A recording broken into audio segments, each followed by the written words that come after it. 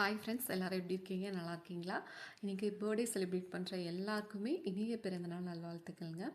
வாங்க இன்றைக்கி vlog என்னென்னு பார்க்கலாம். மார்னிங் பிரேக்ஃபாஸ்ட்டுக்கு பூரி தான் பண்ணியிருந்தோம். அம்மா தான் இன்றைக்கி குக் பண்ணியிருந்தாங்க.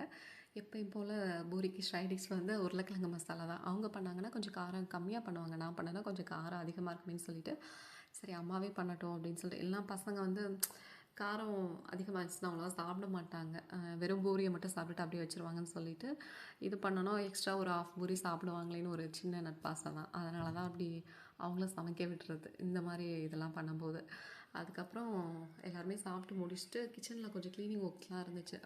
அந்த ஸ்டவ்வு, அதுக்கப்புறம் அந்த டைல்ஸில் எல்லாமே வந்து கொஞ்சம் பிசுபிசுப்பாக இருந்துச்சு. ஏன்னா ரொம்ப நாள் ஆச்சு க்ளீன் பண்ணி. அதனால் அம்மா அதை மட்டும் நான் க்ளீன் பண்ணுறேன்னு சொல்லிட்டு, நான் இந்த செல்ஃபில் இருக்க திங்ஸ் எல்லாமே வந்து எது எது தேவையோ அதை மட்டும் எடுத்து வச்சுட்டு மீதி எல்லாமே அது மட்டும் நான் க்ளீன் பண்ணி கொடுத்தேன். ஏன்னா பையன் தூங்கிட்டு இருந்தான், பாப்பா வந்து விளையாண்டுட்டு இருந்தாங்க. சரின்னு சொல்லிட்டு க்ளீனிங் ஒர்க்லாம் முடிச்சதுக்கப்புறம் டைம் பார்த்தா 1:45க்கு மேலே ஆயிடுச்சு. சரி ஓகே, சிம்பிளாக ஏதாவது லன்ச் பண்ணிக்கலாம் அப்படின்னு சொல்லிட்டு தக்காளி ரசம் தான் ஃபஸ்ட்டு வச்சுட்டேன். அதுக்கப்புறம் அரிசி கொஞ்சம் ஊறிட்டு இருந்துச்சு. அதுக்கப்புறம் அம்மா வந்து சாதம் வச்சாங்க.